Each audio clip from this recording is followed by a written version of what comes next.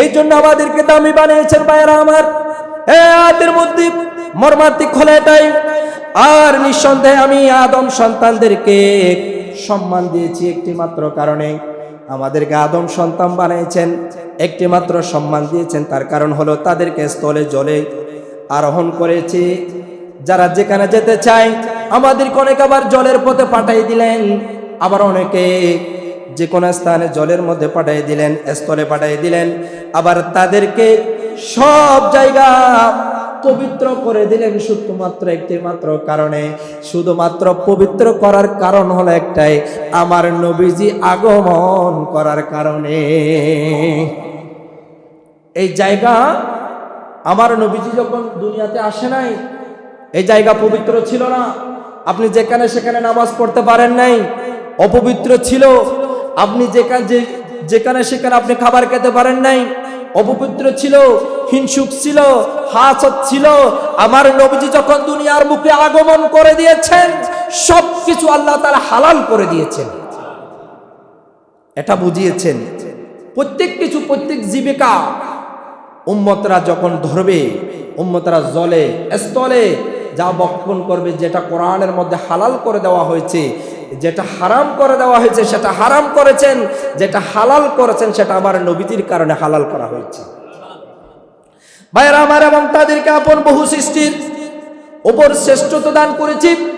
আল্লাহ বলেছেন এই আয়াতের মধ্যে, আলা কাসীরিম মিম্মান খালাকনা তাবদীলা, আমি তো আরো আগে বহু কিছু সৃষ্টি করেছি। অনেক নবীজি সৃষ্টি করে, নবীকে সৃষ্টি করেছি, অনেক নবীদের উম্মতদেরকে সৃষ্টি করেছি, তাদেরকেও খাবারের ব্যবস্থা করে দিয়েছি। সব জায়গার মধ্যে আমি তাদের জন্য অনেক কিছু মুক্ত করে দিয়েছি। আমি তাদের জন্য সবকিছু হালাল করি নাই, আমি উম্মতে মুহাম্মদীকে সবকিছু হালাল করে দিয়েছি একটি মাত্র কারণে, সেটা হলো আমার নবীজির দুয়ার বরকতে। সুবহানাল্লাহ। আল্লাহ সুবহানাহু ওয়া তাআলা সেখানে বড় চমৎকার করে বলছেন, আকিমিস সালাতা লিদুলুকি শামসি লা গাসাকিল লাইলি ওয়া কুরআনাল ফজর ইন্না কুরআনাল ফজরি কানা মাশহুদা। আজকের আলোচনা খুব গুরুত্বপূর্ণ আলোচনা। আপনি যদি আমল করেন থাকবেন, সাকসেসফুল হয়ে যাবেন। আল্লাহ সুবহানাহু ওয়া তাআলা বলছেন, আকিমিস সালাহ, তোমরা নামাজ কায়েম করো, অর্থাৎ নামাজ জায়েজ রাখুন, নামাজ চলমান রাখুন, নামাজ পড়তে থাকুন। কখন এটা কোন নামাজের কথা বলা হয়েছে সেটাও বলছি। সূর্য হেলে হেলে পড়ার পর, সূর্য ডুবে যাওয়ার পর, সূর্য ডুবে যাওয়ার পর বুঝিয়েছেন এখানে রাতের নামাজকে বুঝিয়েছেন। কিসের নামাজ? কথা বলেন, রাতের নামাজকে বুঝিয়েছেন। লিদুলুকি শামস, সূর্য যখন হেলে দেয়, সূর্য যখন ডুবে যায়, ইলা গাসাকিল লাইল, রাত যখন অতিবাহিত হয়, রাত যখন আপনার সন্নিকটে চলে আসে, রাত যখন আপনার কাছাকাছি আসে, তখন রাতের একটা অন্ধকার নেমে পড়ে। রাতের যখন অন্ধকার হয়ে যায়, তখন আমার আল্লাহ বলছেন, তোমরা ওই রাতের অন্ধকারে তোমরা নামাজের মধ্যে লিপ্ত হয়ে যাও। রাতের অন্ধকারে এটা কিসের নামাজ? এই নামাজটা পড়ার কথা বলেছেন, সামনের দিকে আসতেছে। এই নামাজটা হলো তাহাজ্জুদের নামাজ। সুবহানাল্লাহ বলুন। এই তাহাজ্জুদের নামাজটা সমাপ্ত করার পরে তারপর আমার আল্লাহ বলেছেন, তোমরা তাহাজ্জুদ সমাপ্ত করে তোমরা ঘুমিয়ে যাইও না, তোমরা ঘুমের মধ্যে পড়ে থাকিও না। তখন তোমরা কি করবে? ওয়া কুরআনাল ফজর, তোমরা ফজর পর্যন্ত কোরআন তেলাওয়াত করবে। কেমন কথা? আল্লাহ বলছেন তোমরা রাতের অন্ধকারে নামাজ পড়বা, তারপরে তোমরা নামাজটা আদায় করে ঘুমিয়ে যাবে না, তারপরে তোমরা ফজর পর্যন্ত কোরআন তেলাওয়াত করবে। ফজর যখন হবে, আসসালাতু খায়রুম মিনান নাওম বলার সাথে সাথে মুয়াজ্জিন যখন এই কথা বলবে, তখন তোমরা ফজরটা পড়ে তাহলে তোমরা ফান্তাশিরু ফিল্লার, রিজিকের জন্য তোমরা তালাশ করো। ইন্না কুরআনাল ফজরি কানা মাশহুদা, কখন পর্যন্ত কোরআন তেলাওয়াত করতে বলেছেন? বুর উঠা পর্যন্ত, অতক্ষণ পর্যন্ত কোরআন তেলাওয়াতের কথা বলা হয়েছে। তেলাওয়াত করুন নিঃসন্দেহে বুরের কোরআনের মধ্যে ফেরেশতাগণ, আপনি যখন মাশহুদা, ফেরেশতাগণ আপনার ঘরে হাজির হবে কখন? আপনাকে যদি কোরআন তেলাওয়াত অবস্থায় পাই, প্রত্যেকটা ঘরে প্রতিদিন এই যে রাতের ফেরেশতারা যাদের ডিউটি আছে, আল্লাহর পক্ষ থেকে যে ডিউটি দেওয়া হয় ফেরেশতাদের, এই যে আপনারা বলেন না রাতেও 70,000 দিনেও 70,000 ফেরেশতা আমাদেরকে ডিউটি দিচ্ছেন, সুবহানাল্লাহ বলুন। এই যে 70,000 ফেরেশতা যারা দিনের মধ্যে ডিউটি অবস্থায় আছে, তারা যে আমরা আমার এখানে বসে আছি, মসজিদের মধ্যে বসে আছি, আল্লাহ আল্লাহ করছি এবং কোরআন শ্রবণ করছি, আলোচনা শ্রবণ করছি, তারা দেখছে কি দেখছে না? কথা বলেন, দেখছে কি দেখছে না? এগুলো আমাদের আমল নামায় লিপিবদ্ধ করা হচ্ছে।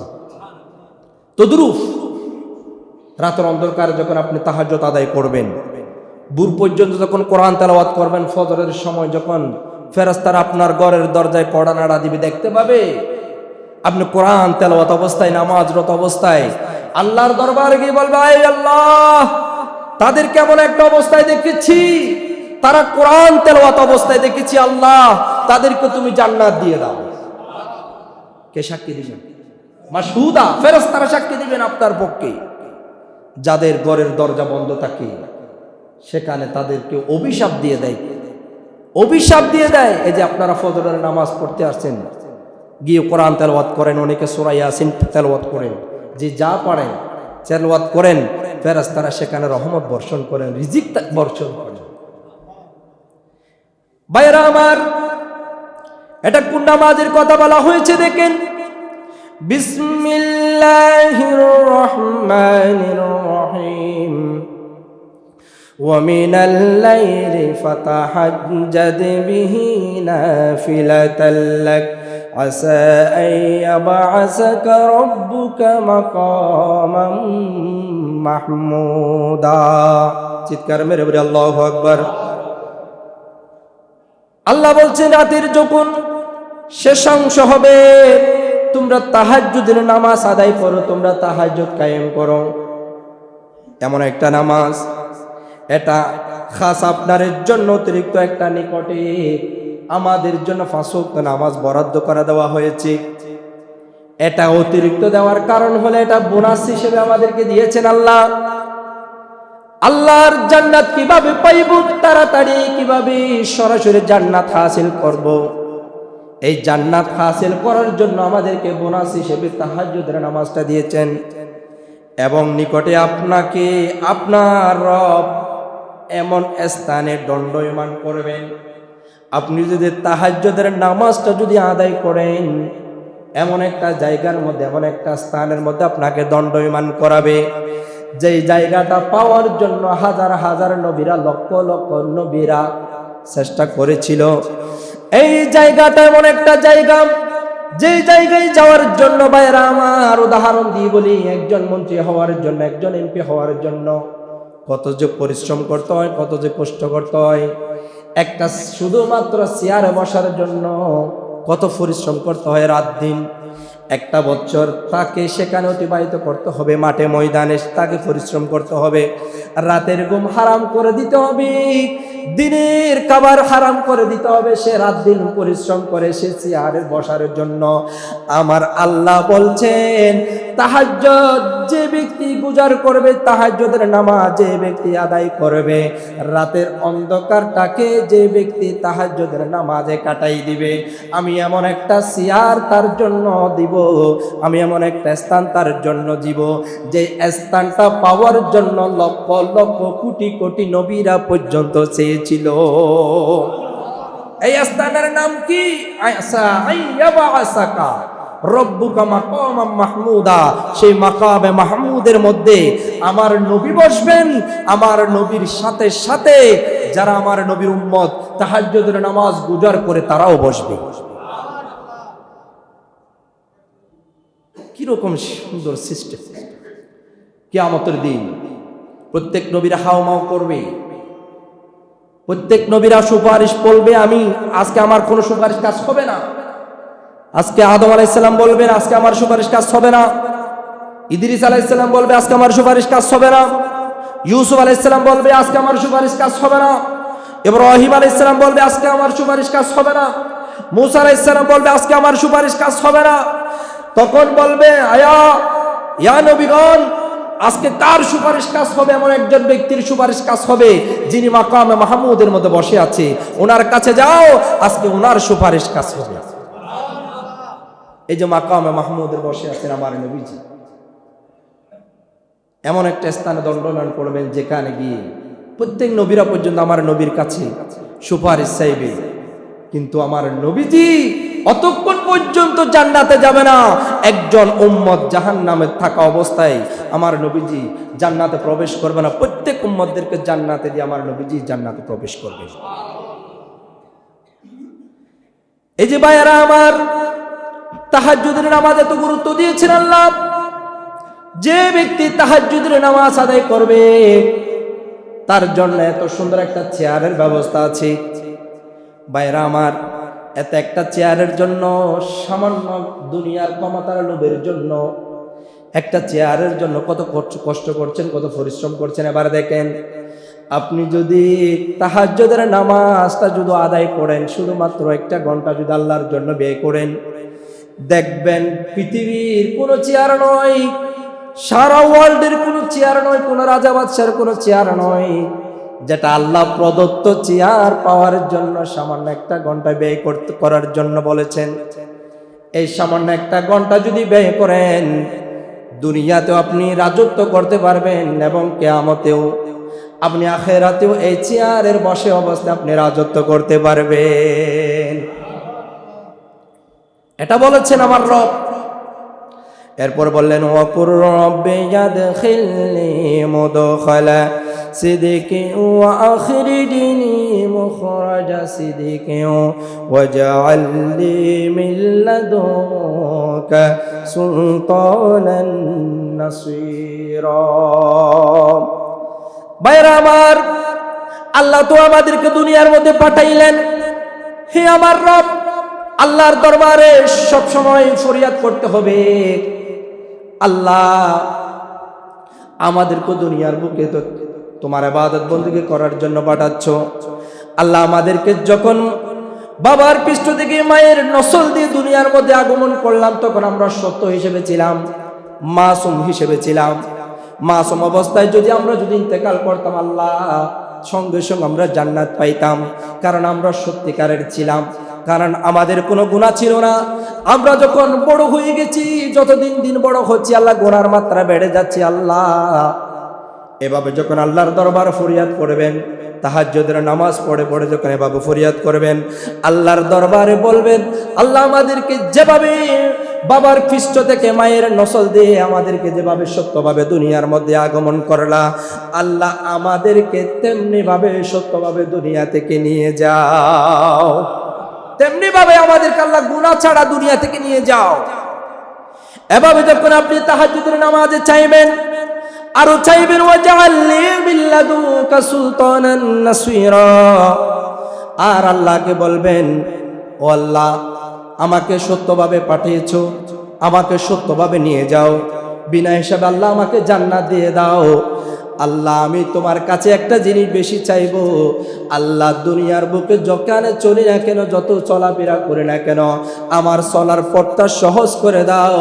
যেদিকে যাই না কেন, আমি যে ইবাদত বندگی করি না কেন, রাত জেগে যে তাহাজ্জুদের নামাজ আদায় করি না কেন, কোরআন তেলাওয়াত করি না কেন, 5 ওয়াক্ত নামাজ আদায় করি না কেন, আল্লাহ আমি যেদিকে যাই সেদিকে আমাকে বিজয় দান করো। এভাবে আপনি ফরিয়াদ করবেন। আল্লাহ তো আমাদেরকে দেখাই দিয়েছেন কিভাবে ইবাদত বندگی করব, কিভাবে আল্লাহর কাছে চাইব, এটা আমাদেরকে দেখাই দিয়েছেন, কিন্তু আমরা আমল করি না। এই তাহাজ্জুদের নামাজ পড়ে যদি এই দোয়াটা করেন, আমরা তো দুনিয়ার বুকে এসেছি মাসুম হিসেবে, ঠিক কিনা? তো দুনিয়ার বুকে এসেছি মাসুম হিসেবে, যখন দুনিয়াদারি করলাম তাহলে তো আমাদের গুনার মাত্রা বেড়ে গেছে, শয়তানের দুকায় পড়ে।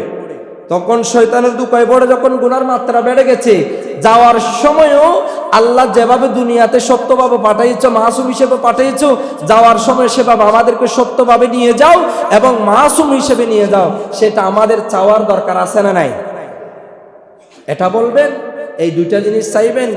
আরেকটা জিনিস চাইবেন, আল্লাহ যেদিকে যায় সেদিকে তুমি আমাকে সাহায্য করো, তুমি আমাদেরকে সাহায্য করো, এবং যেটা ইবাদত বন্দেগী করো না কেন, যেটা চাই না কেন, সেখানে আমাদেরকে বিজয় দান করো।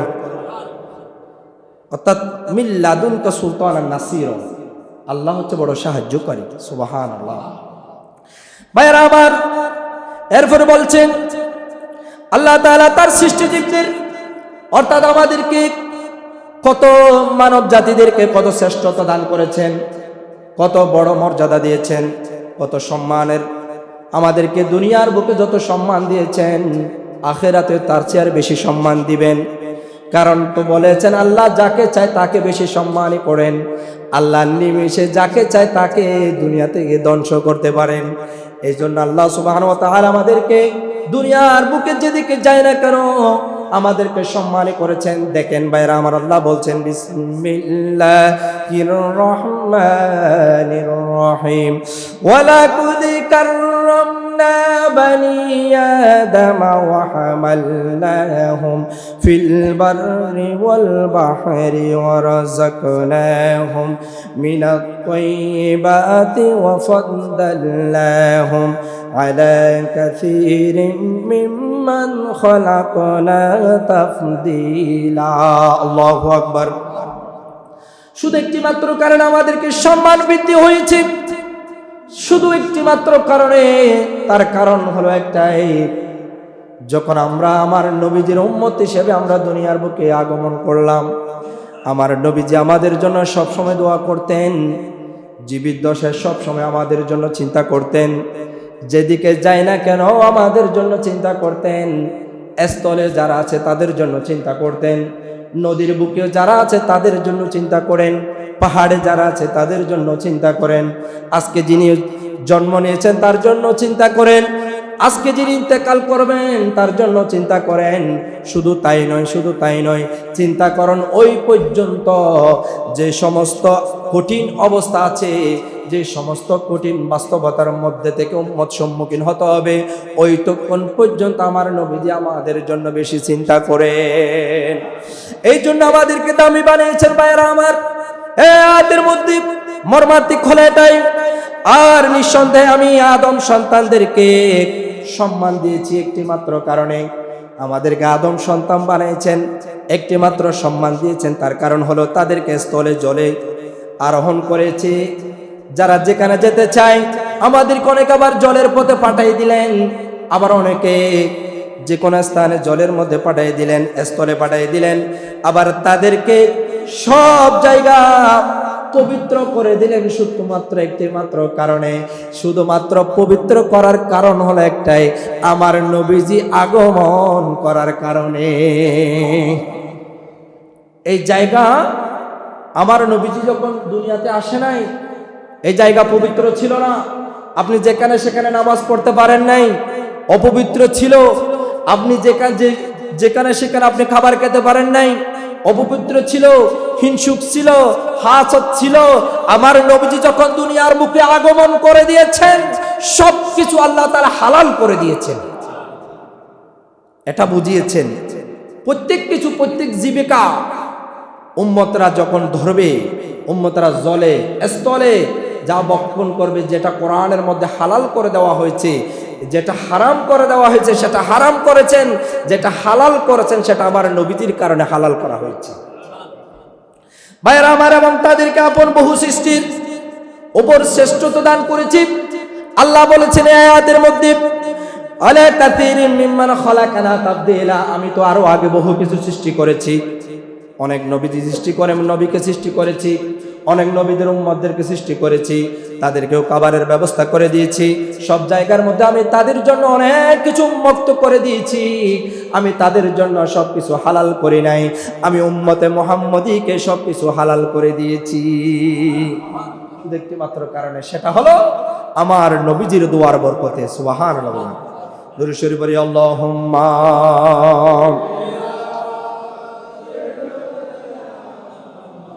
মাওলানা মুহাম্মদ ওয়া আলা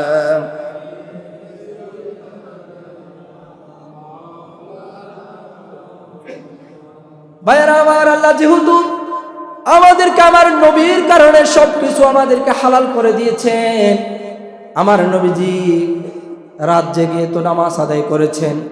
আমার নবীজি আমাদেরকে নামাজ নিয়ে এসেছেন নিয়ামত হিসেবে, নিয়ামত হিসেবে নামাজ নিয়ে এসেছেন। এই নিয়ামতের শুকরিয়া করার দরকার আছে না নাই? কথা বলে, নিয়ামতের শুকরিয়া করার দরকার আছে না নাই? সেটা কিভাবে শুকরিয়া করবেন?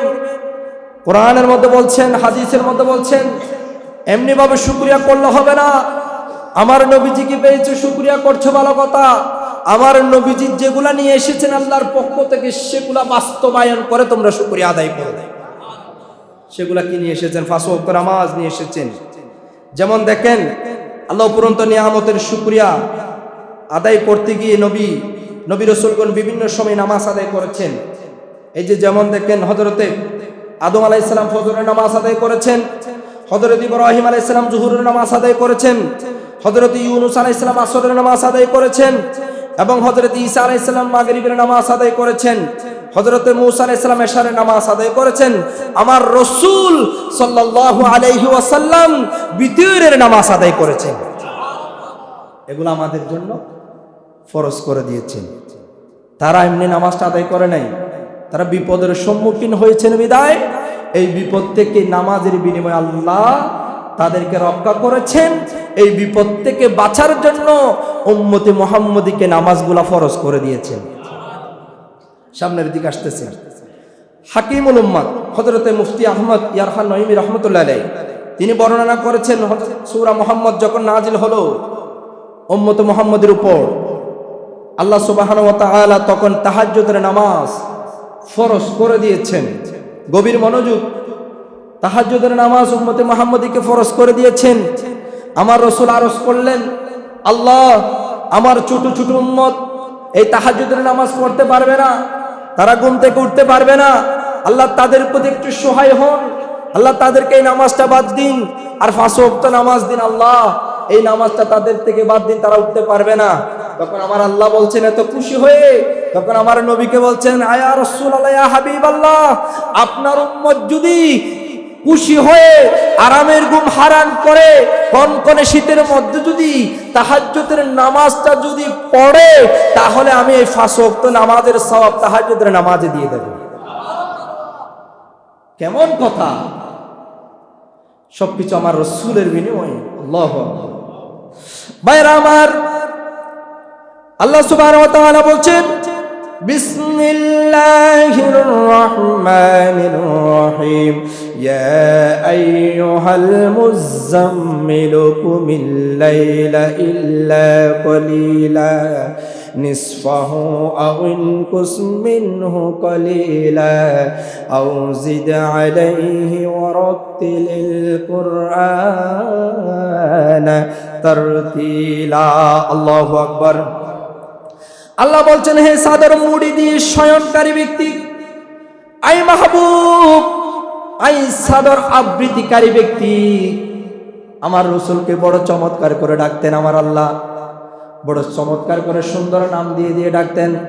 কখন ইয়া মুহাম্মদ বলে নাই, কখন ইয়া রাসূলুল্লাহ বলেছেন, কখন ইয়া হাবিবাল্লাহ বলেছেন, কখন এই চাদরওয়ালা বলেছেন, কখন আই মাহবুব নবী বলেছেন। বড় চমৎকার করে আদর করে করে ডাকতেন। তখন বলছেন, আই মাহবুব, আপনি একটু জাগরণ হন, রাতের অন্ধকার হয়েছে, ইয়া রাসূলুল্লাহ আপনি একটু জাগ্রত হন। রাতের কিছু অংশ ব্যতীত, সামান্য ব্যতীত রাতের কিছু অংশের মধ্যে আপনি একটু জাগ্রত হন। যা অর্ধরাত অথবা থেকে কিছু কম রাত ইবাদত বندگی করুন, অথবা এর উপর কিছু বৃদ্ধি করুন। এই তাহাজ্জুদের নামাজ আদায় করার জন্য আল্লাহর পক্ষ থেকে আমার নবীজির উপর দেওয়া হয়েছে এই তাহাজ্জুদের নামাজ আদায় করার জন্য। এবং তাহাজ্জুদের নামাজ আদায় করার পরে পরে ইয়া রাসূলুল্লাহ ওয়া রাত্তিলিল কুরআনা তারতিলা, আস্তে আস্তে সুন্দরভাবে প্রেম নিয়ে ভক্তি নিয়ে থেমে থেমে কোরআন তেলাওয়াত করুন। এখন তো আমরা কোরআন তেলাওয়াত করি 5G সহকারে, ঠিক কিনা বলেন? একটু বলেন ঠিক কিনা বলেন? 5G সহকারে। যত দ্রুত পড়তে পারে সে ভালো, যত দ্রুত পড়তে পারে সে উত্তম। বিভিন্ন জায়গায় দেখেছি যে হাফেজগণ, এই যে আপনাদের কানে 13 দিন বা 14 দিন 15 দিনে তারা বিশেষ হয়। যত স্পিডে পড়তে পারে সে ভালো হাফেজ, যত বেশি স্পিডে পড়তে পারে সে ভালো হাফেজ। আপনি যদি সামান্য একটা ওয়াজিব গুন্না আছে আন্না বা আম বা ইন্না এই শব্দ যদি আপনি যদি গুন্না না করে যদি স্পিডে চলে যান তাহলে আপনি গুনাহগার হবেন, আপনি তাহলে গুনাহগার হবেন। যেখানে 4 আলিফ টান আছে সেখানে যদি 4 আলিফ না টেনে যদি 1 আলিফ টেনে চলে যান আপনি গুনাহগার হবেন। আপনি প্রত্যেক আয়াতের শেষে 3 আলিফ টানতে হবে, এই 3 আলিফ না টেনে যদি আপনি চলে যান তাহলে আপনি গুনাহগার হবেন। তাহলে আমাদেরকে ওয়ারাত্তিলিল কোরআন আর তারতিল, আমরা তো স্পিডে চলে যাচ্ছি, সে ভালো হাফেজ আজকে তাড়াতাড়ি শেষ করে দিয়েছেন। এটা আপনারা বলেন, সামান্য নামাজের জন্য আপনারা সময় নিতে পারেন না, সামান্য নামাজের জন্য আপনারা সময় নিতে পারেন না। কেরাত লম্বা হয়ে গেছে, অত লম্বা কেরাত পড়ে গেছে, আজকে পা ব্যথা করছে, এরকম কথা বলে কি বলে না? কথা বলে ঠিক কিনা? এরকম বলবেন না। কোরআন বলছেন কি? কোরআন বলছেন, আল্লাহ বলছেন আমার নবীকে মাহবুব আপনি তাহাজ্জুদের নামাজ পড়বেন, নামাজ পড়ার সাথে সাথে আপনি তরতিল সহকারে থেমে থেমে থেমে থেমে মোহাব্বত নিয়ে কোরআন তেলাওয়াত করবেন, সেখানে আমি রহমত বর্ষণ করব। যেখানে থেমে থেমে কোরআন তেলাওয়াত হয়, যেখানে প্রেম নিয়ে কোরআন তেলাওয়াত হয়, আপনি প্রেম নিয়ে মোহাব্বত নিয়ে কোরআন তেলাওয়াত করবেন, দেখবেন আপনার মরা কলব জিন্দা হয়ে গেছে। আপনি প্রেম নিয়ে কোরআন তেলাওয়াত করবেন, যে স্থানে কোরআন তেলাওয়াত করছেন সেই স্থানটা জান্নাতের বাগান হয়ে গেছে। আপনি যে স্থানে কোরআন তেলাওয়াত করবেন মোহাব্বত নিয়ে, সেখানে আল্লাহর পক্ষ থেকে রহমত বর্ষণ হবে। এগুলা মনে রাখবেন, মনে কষ্ট নেবেন না, কারণ এগুলা বাস্তবিক বিষয় নিয়ে কথাগুলা বলছি। যিনি আস্তে আস্তে পড়বে তাকে বাহাবা দিবেন, তাকে আদর করবেন। যিনি কোরআন তরতিলের সাথে পড়বে তাকে বাহাবা দিবেন, তাকে আদর করবেন। কারণ কোরআন তো তরতিল সহকারে নাজিল হয়েছে, আস্তে আস্তে নাজিল হয়েছে, একেবারে 5G আকারে আল্লাহর পক্ষ থেকে আমার রাসূলের কাছে নাজিল হয় নাই। আস্তে আস্তে আস্তে আস্তে দীর্ঘ 23টা বছরে এই কোরআন নাজিল হয়েছে। সুবহানাল্লাহ। কয় বছরে? 23 বছরে, একদিনে 2 দিন নয়, 23 বছরে কোরআন নাজিল হয়েছে। সেখানে আমরা কেন 5G আকারে কোরআন তেলাওয়াত করব? আস্তে আস্তে কোরআন শ্রবণ করার তৌফিক দান করুক, আমিন বলেন। আল্লাহুম্মা সাল্লি আলা ওয়া আলা আলি সাইয়্যিদিনা। বাইরে আমার বলছিলাম, এই কোরআন তেলাওয়াত যদি আপনি একাধারে তেলাওয়াত করেন, দেখবেন আমার আল্লাহ বলছেন এই নামাজটা যখন যদি আপনি একাধারে পড়েন, দেখবেন আল্লাহ বলছেন মান জাবিল হাসানাতি ফালাহু আশরু সালিহা, আমি ওই ব্যক্তির জন্য 10 গুণ করে দেব। কেউ যদি একটা যদি সামান্য পরিমাণ যদি ইবাদত বندگی করে, আমি তার আমলনামায় 10 গুণ বৃদ্ধি করে দেব। সে যদি তাহাজ্জুদের নামাজ যদি 2 রাকাত পড়ে, আমি তার আমলনামায় দৈনিক 5 ওয়াক্ত নামাজের সওয়াব দান করব। এই যে মানুষের দৈনন্দিন জীবনে 5টি অবস্থান আছে। কয়টি অবস্থান? 5টি অবস্থান বাস্তবিক জীবনে। 1 নম্বর হলো দাঁড়ানো অবস্থায় মানুষের জীবন চলে যায়, বসা অবস্থায় মানুষের জীবন চলে যায়, শয়ন অবস্থায় মানুষের জীবন চলে যায়, জাগরণ অবস্থায় মানুষের জীবন চলে যায়, নিদ্রা অবস্থায় মানুষের জীবন চলে যায়। এই 5টি কারণে মানুষ নিজেকে চলমান রাখেন। কেউ দাঁড়ানো অবস্থায় তার জীবনটা এমনি শেষ হয়ে যাচ্ছে, কেউ বসা অবস্থায় মানুষের জীবনটা এমনি শেষ হয়ে যাচ্ছে। যেমন চাকরিজীবীরা বা ব্যাংকে চাকরি করে, অনেকে বসে বসে থাকতে আর সারা বছর তেনার বসেই থাকতে আছে, যারা ব্যবসা বাণিজ্য করে আর কি।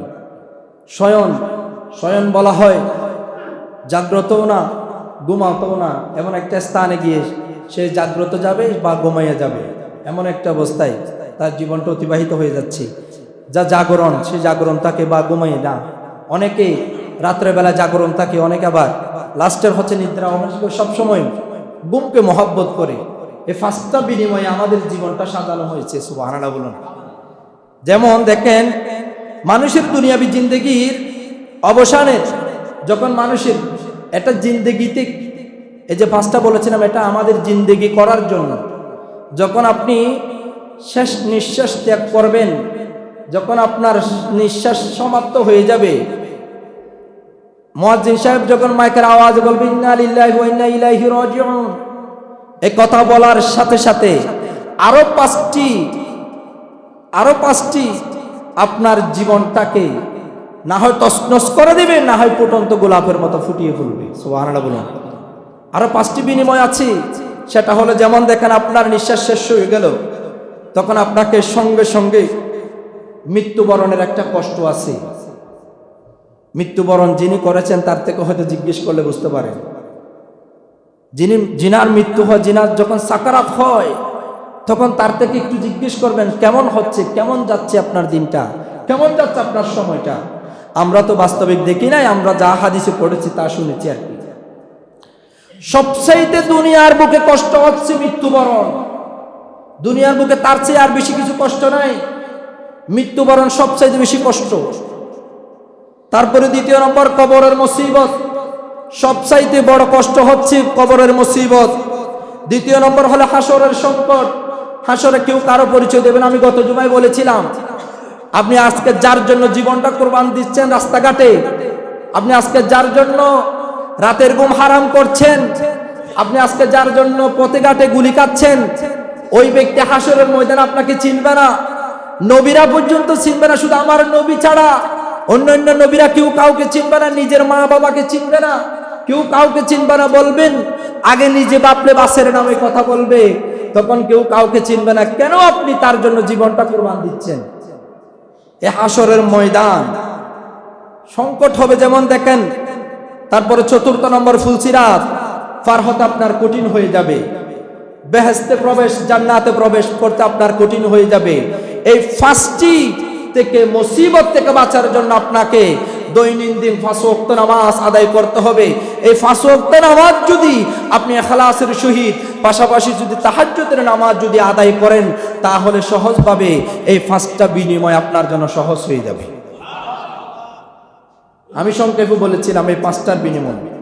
শুধু এই 5টা বিনিময় হলে নামাজ। আপনি যদি সুন্দরভাবে নামাজটা আদায় করেন, পাশাপাশি তাহাজ্জুদের নামাজ আদায় করেন, পাশাপাশি কোরআন তেলাওয়াত করেন, দেখবেন এই 5টা বিনিময় আপনার জন্য আল্লাহ সুবহানাহু ওয়া তাআলা একেবারে পানির মতো সহজ করে দিবেন। ভাইরা আমার, এই জন্য বলেছিলাম এই 5টি বিনিময় লাভের উপায় হলো, নামাজের কারণ হলো এই 5টা বিনিময়। আল্লাহ সুবহানাহু ওয়া তাআলা বলছেন, যে ব্যক্তি এই 5 ওয়াক্ত নামাজ যত্নবান সহকারে 5টি নিয়ামত প্রদান করবে, অর্থাৎ আস্তে আস্তে যে নামাজ আল্লাহর দরবারে কবুল হবে এমন নামাজ যদি আদায় করেন, আল্লাহ সুবহানাহু ওয়া তাআলা বলছেন ওই ব্যক্তিকে আমি সরাসরি এই 5টা বিনিময় দিয়ে দেব। বললেন ইয়ারফাউ আনহু দাইফিল মাউত, নামাজি বান্দার উপর মৃত্যু কঠিন যন্ত্রণাকে আমি সহজ করে দেব। যখন মৃত্যু যন্ত্রণা কঠিন হয়ে যায়, আপনি যখন 5 ওয়াক্ত নামাজ আদায় করবেন, দেখবেন আপনার মৃত্যুটাকে সহজ করে দিবেন। ওয়া আযাবুল কবর, আপনি নামাজ আদায় করলে কবরের আযাব সহজ হয়ে যাবে। ইউতি ইয়ামিনিহি ওয়া ইয়াসরিহি আলা সিরাতিকাল বারাক, আপনি যখন দৈনিক 5 ওয়াক্ত নামাজ আদায় করবেন, হাসরের বিচারের দিবসে আপনার হাতে, ডান হাতে আপনার আমলনামা আল্লাহর পক্ষ থেকে প্রদান করা হবে। তারপরে বললেন ওয়াইদখিলাল জান্নাতে বিগাইরি হিসাব, বিনা বিচারে আপনি জান্নাতে হবেন। শুধুমাত্র ভাইরা আমার তাই নয়, এই 5 ওয়াক্ত নামাজের বিনিময়ে ফুলসিরাত আপনার জন্য সহজ হয়ে যাবে। এই 5 ওয়াক্ত নামাজ পড়ার দরকার আছে না নাই? দরকার আছে? একটা আওয়াজ দিয়ে বলে দরকার আছে না নাই? এই 5 ওয়াক্ত নামাজ পড়লে এই যে জিনিসগুলা যে কঠিন ভয়াবহ, এই জিনিসগুলো আমাদের জন্য এত কঠিন হয়ে যাচ্ছে, এই 5 ওয়াক্ত নামাজের বিনিময়ে যদি সহজ হয়ে যায়, তাহলে এই নামাজটা আমরা কেন ছেড়ে দিব? এই নামাজটা আমরা কেন ছেড়ে দিব? এই যে যেমন দেখেন অনেক মানুষ এসেছে কথাগুলো শুনে নেয়, তাহলে আপনাদের কবরের অবস্থা কি হবে? আপনার মৃত্যুর যন্ত্রণাটা কেমন হবে? আপনার হাসরের ময়দানটা কেমন যাবে? ফুলসিরাতের অবস্থা আপনার কেমন হবে? সেখানে আপনি হাজারো কিছু করলে কি, লক্ষ লক্ষ টাকা খরচ করলে কি আপনি কি জান্নাত পাবেন? কবরের আযাবকে মিটমাট করতে পারবেন? আপনি হাজারে কানে যদি হুজুরও বসাই দেন, বুখারী শরীফের আয়োজন করেন কবরস্থানে, কোনো কাজ হবে? কথা বলেন, কোনো কাজ হবে? তাই ভাইয়ের আমার, সময় একেবারে সংক্ষেপ, 5 ওয়াক্ত নামাজটা আদায় করার চেষ্টা করেন, আমার রসুলের আদর্শ মোতাবেক জীবনটাকে গঠন করার চেষ্টা করেন, দেখবেন আপনার জীবন একেবারে সহজ হয়ে যাবে। এই জন্য বলি, এই 5 ওয়াক্ত নামাজ আমি একেবারে সংক্ষেপে বলে দিচ্ছি। আল্লাহ সুবহানাহু ওয়া তাআলা কোন কোন নবীর উপর ফরজ করে দিয়েছেন, যেমন দেখেন কোন কোন নবী আদায় করেছেন, আমার আল্লাহ সেটা মহাব্বত করে উম্মতে মুহাম্মদীকে ফরজ করে দিয়েছেন। যেমন দেখেন হযরতে আদম আলাইহিস সালাম সর্বপ্রথম তখন জান্নাত থেকে যখন বের করে দেওয়া হলো, এটা একটা বের করে দেওয়া হয় না, এটা একটা বাহানা, এটা একটা প্রেম, অর্থাৎ আমাদেরকে সৃষ্টি করবেন বলে আমার আল্লাহ আদম আলাইহিস সালামকে জান্নাত থেকে শ্রীলঙ্কার জমিনে পাঠিয়ে দিয়েছেন। যখন শ্রীলঙ্কার জমিনে পাঠিয়ে দিলেন, শ্রীলঙ্কার জমিনে দেখছেন অন্ধকার, চতুর্দিকে কিছুই নেই, চতুর্দিকে অন্ধকার। আল্লাহর দরবার ফরিয়াদ করলেন, আল্লাহ আমি তো সেখানে ইবাদত বندگی করার জন্য একটা জায়গা ছিল, সেই জায়গাটাতে এখানে পাচ্ছি না, আল্লাহ আমাকে একটা ইবাদত বندگی করার একটা জায়গার ব্যবস্থা করে দিন। সেখানে তিনি একটা ঘর তৈরি করলেন, সেখানে ইবাদত বندگی করলেন। ইবাদত বندگی করার ক্ষেত্রে তিনি সাধনা করতে করতে করতে করতে এক সময় যখন তিনি আলো পাইলেন অন্ধকার থেকে আলো পাওয়ার সাথে সাথে তিনি 1 রাকাত নামাজ আদায় করলেন। তারপরে দ্বিতীয় রাকাত হলো অন্ধকার থেকে আলো প্রত্যাবর্তনের, একেবারে শুধু অন্ধকার নয়, অন্ধকার থেকে শুধু সুবহে সাদিক নয়, এরকম দিনের বেলার মতো যখন আলো প্রত্যাবর্তন করলো, তিনি আরেক রাকাত নামাজ আদায় করলেন। টোটাল 2 রাকাত নামাজ আদায় করার সাথে সাথে আল্লাহর দরবারে যখন দোয়া করলেন, এই 2 রাকাত নামাজ উম্মতে মুহাম্মদীকে আল্লাহ সুবহানাহু ওয়া তাআলা ফরজ করে দিয়েছেন। এরপরে দ্বিতীয় নাম্বার আসেন জুহুরের ওয়াক্ত। বিসমিল্লাহির রহমানির রহিম। قد أفلح المؤمنون الذين هم في صلاتهم خاشعون। ওই সমস্ত মুমিন বান্দারাই সাফল্য অর্জন করবে। কোন মুমিন সাফল্য অর্জন করতে পারে তথা জাহান্নামের অগ্নির শাস্তি থেকে নিষ্কৃতি পাবে? ওই সমস্ত লোক যারা কাকুতি মিনতি করে, যারা সুন্দরভাবে খালাসের সহিত এবং নম্রভাবে ভদ্রভাবে নামাজ আদায় করে, 5G মতো নামাজ আদায় করে না, সুন্দরভাবে নামাজ আদায় করে, সুন্দরভাবে নামাজ প্রবেশ করে, মসজিদে প্রবেশ করে, সুন্দরভাবে রুকু সিজদা আদায় করে, একেবারে আল্লাহকে রাজি করার উদ্দেশ্যে, কোনো বান্দাকে রাজি করার উদ্দেশ্যে নয়, কোনো মানুষকে দেখার উদ্দেশ্যে নয়, শুধু একটি মাত্র তার কারণ হলো একটাই, সে আল্লাহকে রাজি করবে বলে নামাজ এসেছেন, সুন্দরভাবে নামাজ তার আদায় করেছেন, সুন্দরভাবে রুকু সিজদা আদায় করেছেন, সহি শুদ্ধভাবে যখন নামাজটা আদায় করবে, এই নামাজটা আল্লাহ আপনাকে তো জান্নাতে নিয়ে যাবে। শুধু তাই নয়, এই নামাজটা আপনার জন্য সুপারিশ করে জান্নাতে নিয়ে যাবে। এখন আমরা রুকু সিজদা পর্যন্ত ঠিক মতো আদায় করি না, টুসটাস উঠে যাই, 5G মতো নামাজ এসেছি বা মানুষকে দেখানোর জন্য অনেকে দেখেছে এরকম, আপনি রুকুতে যাবেন সুন্দরভাবে, যেটা সিস্টেম শিখাই দিয়েছি সেভাবে রুকুতে যাবেন, যেটা সিজদাতে যাবেন যেটা সিস্টেম অনুযায়ী, রুকু থেকে দণ্ডায়মান হবেন কিছুক্ষণ, তারপরে আবার সিজদার 2 মাঝখানে কিছুক্ষণ অবস্থান করবেন। এভাবে যখন আপনি আস্তে আস্তে আস্তে যখন নামাজটা আদায় করবেন, এটা কোরআনের আয়াত, এটা আমার মুখের বাণী নয়। আবার এই নামাজটা নম্রতাভাবে ভদ্রতাভাবে যদি আপনি নামাজটা যদি আদায় করেন, এই নামাজ আপনার জন্য সুপারিশ করবে। তারপরে দেখেন সর্বপ্রথম এই জুহুরের নামাজ আদায় করেছিলেন আউয়ালা মান সাল্লা বা'দা যাওয়াল জুহুর ইব্রাহিম আলাইহিস সালাম। সাইয়েদনা ইব্রাহিম আলাইহিস সালাম সর্বপ্রথম জুহুরের নামাজ আদায় করেছেন। যেমন দেখেন প্রথম রাকাত হলো পুত্র স্নেহ, সাইয়েদনা ইসমাইল আলাইহিস সালামকে যখন আল্লাহর পক্ষ থেকে কোরবানির আদেশ আসলো, সাইয়েদনা ইব্রাহিম আলাইহিস সালামকে যখন সাইয়েদনা ইসমাইলকে বললেন, আয় আমার পুত্র, আমার কাছে একটা ওহী এসেছে, আমি স্বপ্নে দেখেছি আপনাকে কোরবানি দিতে। যখন পুত্র বললেন, আব্বাজান আপনি কি চাইলেন? আল্লাহ যেটা বলেছেন সেটা আপনি বাস্তবায়ন করুন। সেই পুত্রকে যখন স্নেহ অবস্থায় পাইলেন, তখন 1 রাকাত আল্লাহর দরবারে শুকরিয়ার্থে 1 রাকাত নামাজ আদায় করলেন।